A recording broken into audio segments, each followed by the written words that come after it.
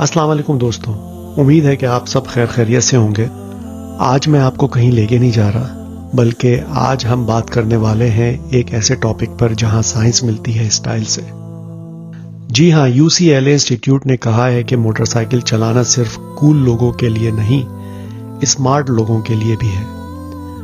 तो अगर आप 50 साल के हो गए हो और अभी तक बाइक नहीं चलाई, तो भाई अब तो आपके दिमाग के गियर जाम हो गए होंगे।